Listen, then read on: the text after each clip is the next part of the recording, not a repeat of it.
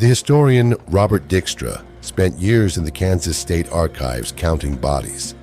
His subject was the 5 major cattle towns of the Kansas Plains: Abilene, Ellsworth, Wichita, Caldwell, and Dodge City, and his method was meticulous. Every documented homicide in each town during the years of active cattle trade,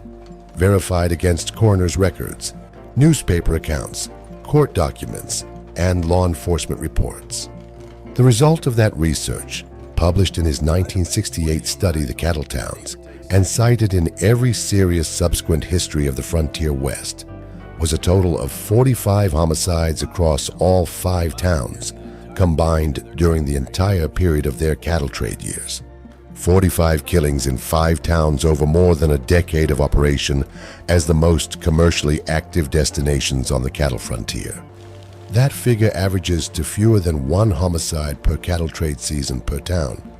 in communities that in their peak seasons were processing tens of thousands of longhorn cattle, hundreds of trail hands, scores of gamblers and merchants, and the entire commercial apparatus of the late 19th century beef industry.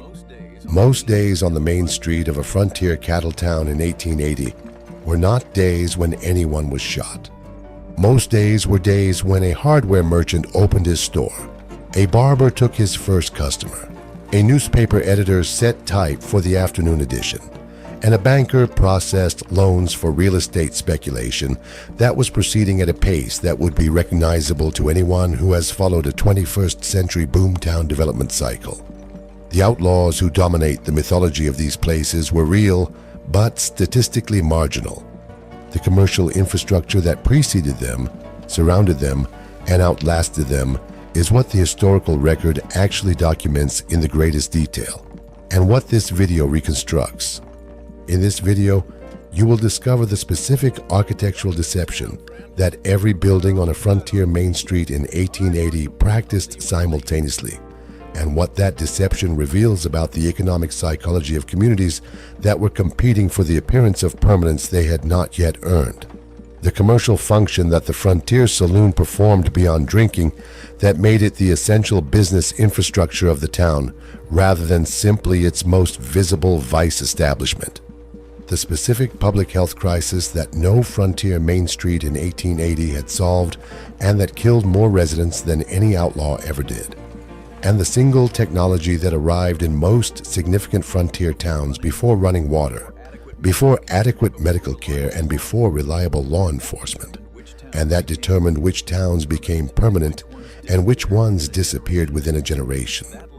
That last detail about the technology is something almost no popular account of the frontier bothers to mention because it involves neither guns nor gold.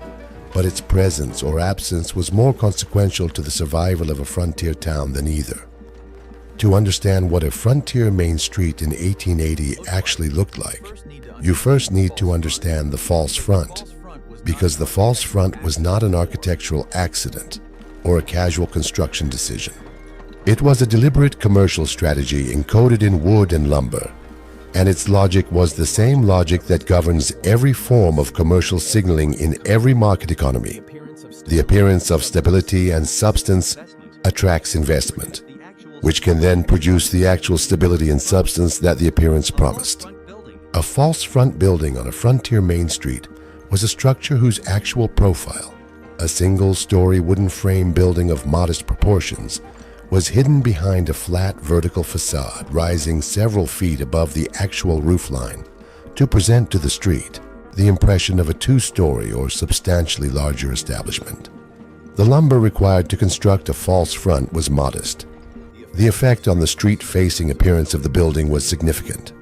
A block of false front businesses in Dodge City or Tombstone or Deadwood presented a main street that looked, from the street level of an arriving traveler,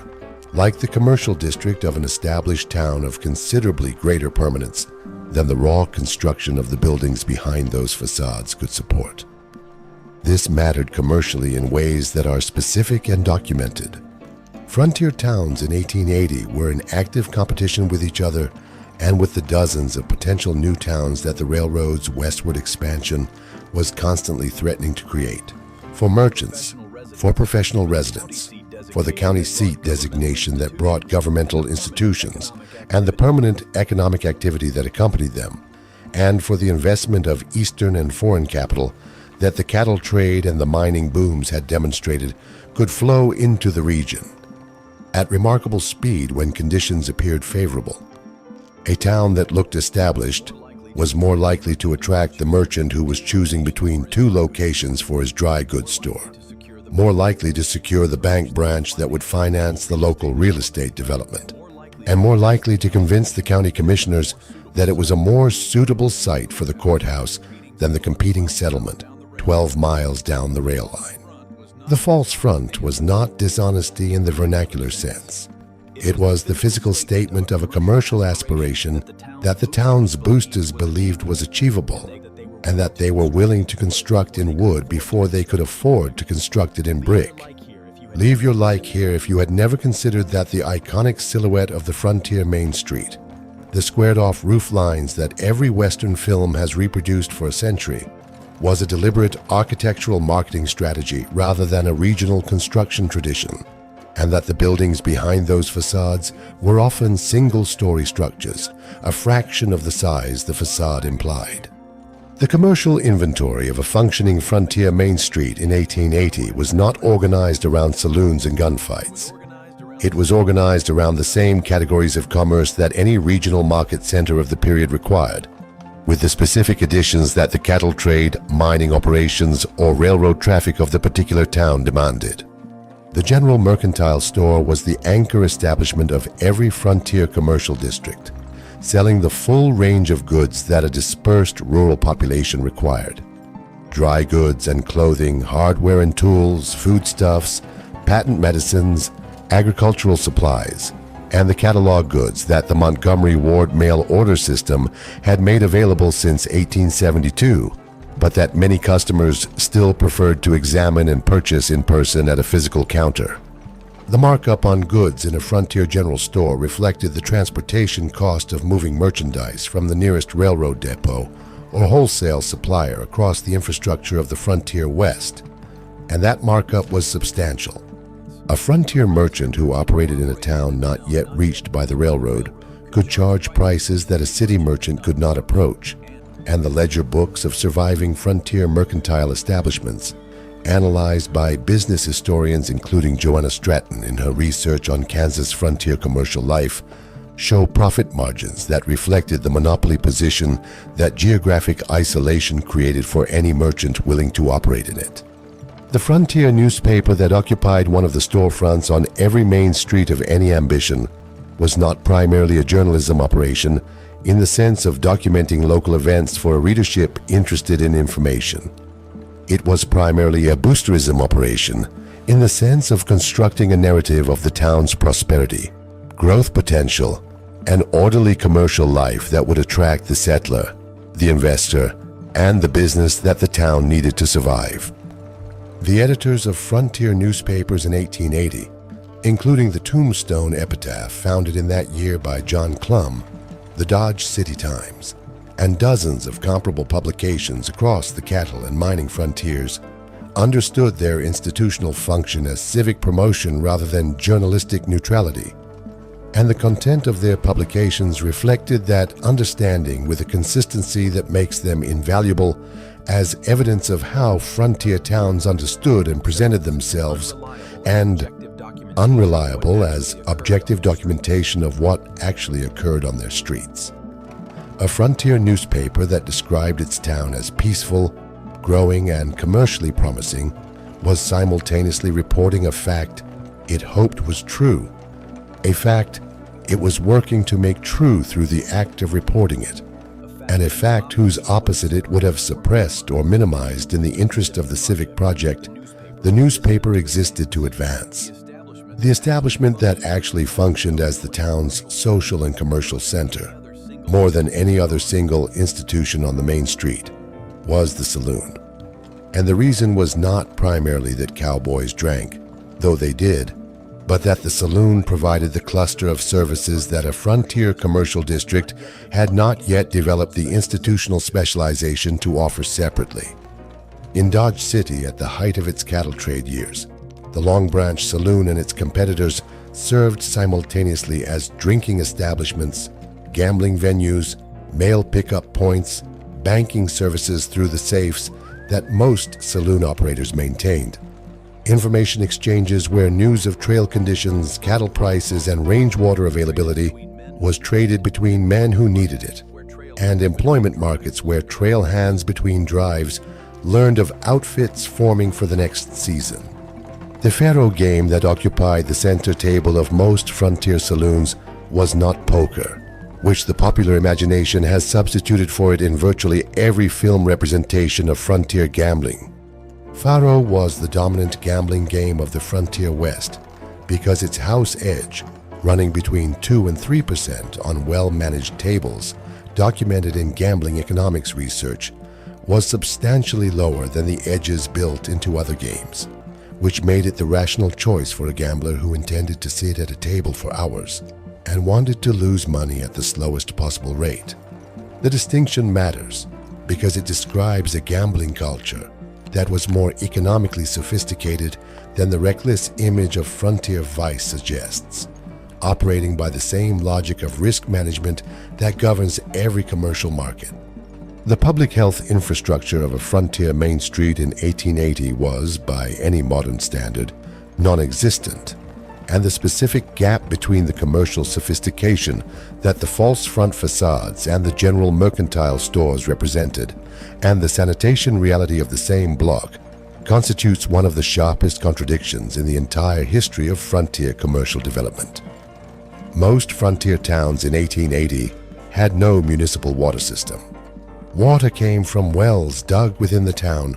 or from water wagons that collected from the nearest surface source and delivered to establishments and households at a price that reflected the labor of collection and delivery. The same water table from which drinking wells drew sat in direct proximity to the cesspools and outhouses that handled the waste of a town population that had no sewage infrastructure beyond those structures. Typhoid fever, whose transmission through contaminated water was not yet established in mainstream medical understanding in 1880, but whose prevalence in towns with compromised water sources was consistent and documented in county death records, killed frontier town residents at rates that no gunfight or outlaw could approach. The Tombstone City records from the early 1880s document repeated outbreaks of gastrointestinal disease that the medical understanding of the period attributed to miasma or to the specific mineral content of the local water rather than to bacterial contamination, and that the subsequent understanding of waterborne pathogen transmission would identify as the predictable consequence of building a dense commercial settlement without sewage infrastructure over a water table used for drinking.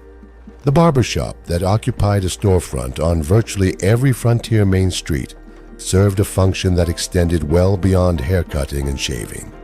The frontier barber in 1880 was frequently the town's most accessible medical practitioner for minor procedures, tooth extraction, wound cleaning and dressing, and the bloodletting that the medical orthodoxy of the period still recommended for a range of conditions. The barber's chair was where a cowboy who had ridden for months without access to hot water and a razor went within hours of arriving in town, and the experience of being shaved, having his hair cut, and sitting in a chair that was not a saddle for 30 minutes represented a specific form of restorative normalcy after the deprivations of the trail that the price of the service, typically 25 cents for a shave and haircut combined, did not fully capture. The barber also operated the town's only bath facility in many cases, charging separately for the use of a zinc tub filled with heated water in a curtained area at the back of the shop. The trail hand who paid for a bath at the barber shop in Dodge City or Tombstone in 1880 was purchasing access to hot water and private space that no other establishment on the main street provided at any price. The technology that determined the long-term fate of a frontier town more reliably than gold deposits, cattle trade volume, or the presence or absence of violent disorder was the railroad, and specifically, whether the railroad's routing decisions included or bypassed the particular settlement.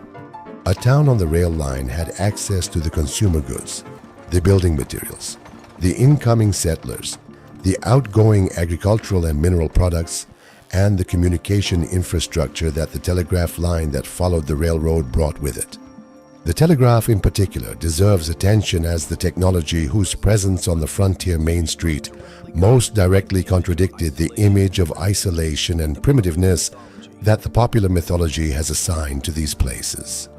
By 1880, Western Union telegraph lines ran along the railroad routes that connected the major cattle and mining towns to each other and to the financial centers of Chicago, St. Louis, and New York.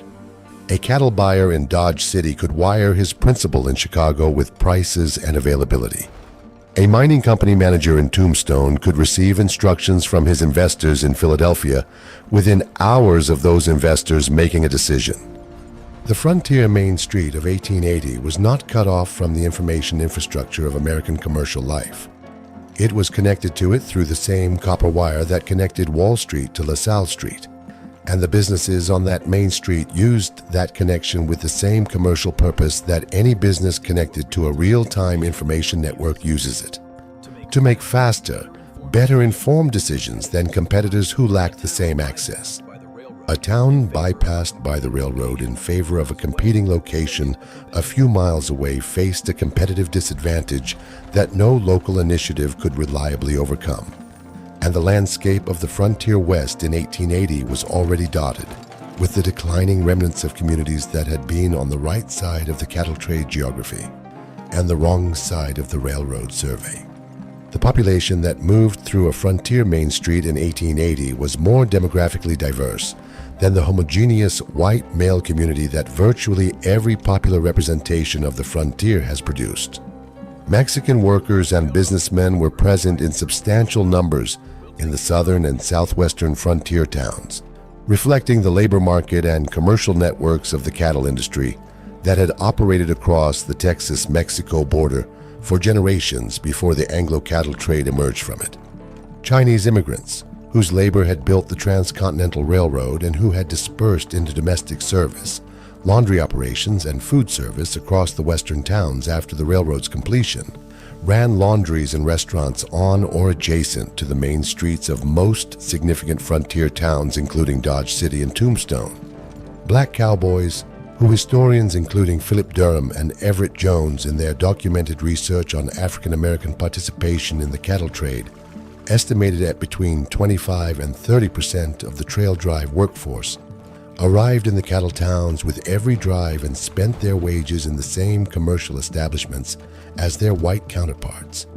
though the social geography of the saloon and the boarding house reflected the racial segregation that was already hardening across American commercial life in the 1880 period. The actual demographic composition of a frontier main street in 1880 was a cross-section of the labor and immigration history of the entire western expansion, compressed into a commercial district whose false fronts presented a unified face to arriving strangers that concealed the complexity behind it. The law enforcement system that managed whatever disorder the main street produced was not the individual heroic marshal of popular mythology, but a municipal ordinance structure that treated the public carrying of firearms as a commercial nuisance to be regulated rather than a constitutional right to be celebrated.